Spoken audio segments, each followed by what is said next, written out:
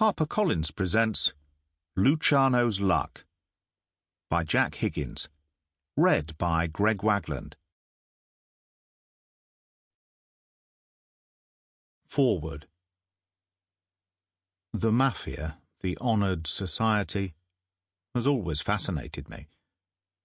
I wrote about it in an earlier book, In the Hour Before Midnight, and during the research came across the career of Charles "Lucky" Luciano, the famous American gangster.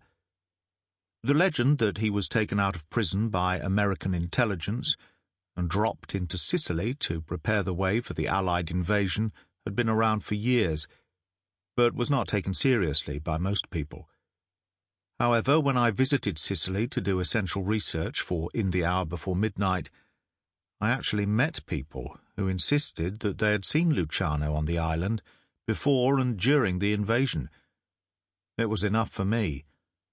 I stored the information until a more suitable time, and so Luciano's Luck was born. Sicily, 1943. In July 1943, American forces landed on the southern coast of Sicily, and in an advance of incredible rapidity reached Palermo in only 7 days. That their success was due in no small measure to the cooperation of the Sicilian Mafia, acting under the direct orders of Charles "Lucky" Luciano, then serving a sentence of 30 to 50 years in Great Meadow Penitentiary in New York State, is a matter of historical fact.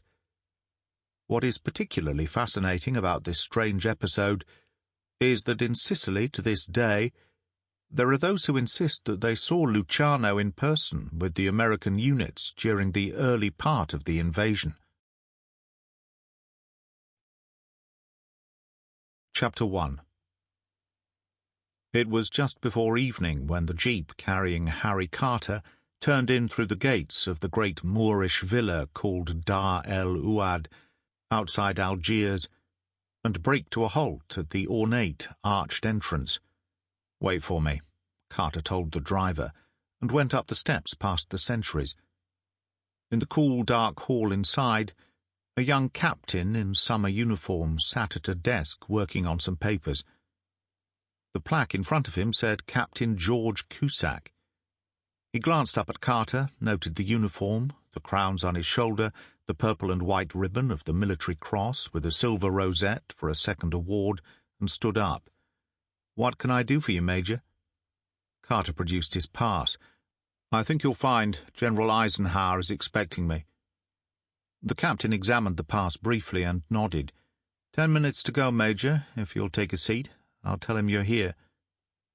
Harry Carter walked out onto the terrace through the open French windows and sat down in one of the wickerwork chairs. After a moment's hesitation, he took out an old silver case from his breast pocket and selected a cigarette. He was 42, of medium height, a handsome man with a calm, pleasant face, which always seemed about to break into a smile, but never quite made it. And he suited the uniform to perfection, which was surprising, for he was the second son of a prosperous Yorkshire mill owner, a scholar by nature, educated at Leeds Grammar School until 13, and then Winchester.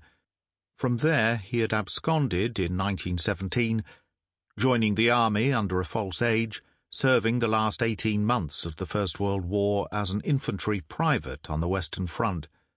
Afterwards came Cambridge and a brilliant academic career, which had included spells at Harvard as visiting professor of Greek archaeology, the University of Florence, and then a return to Cambridge as a Fellow of Trinity and Claverhouse Professor of Ancient History at 35.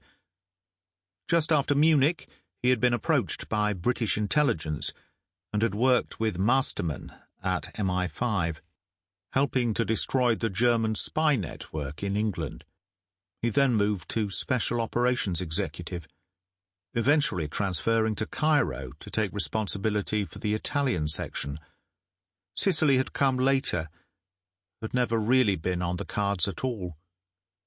And it was beginning to show. In the weariness in the grey eyes, the flecks of silver in the dark hair. He flicked what remained of his cigarette out into the Sample complete. Ready to continue?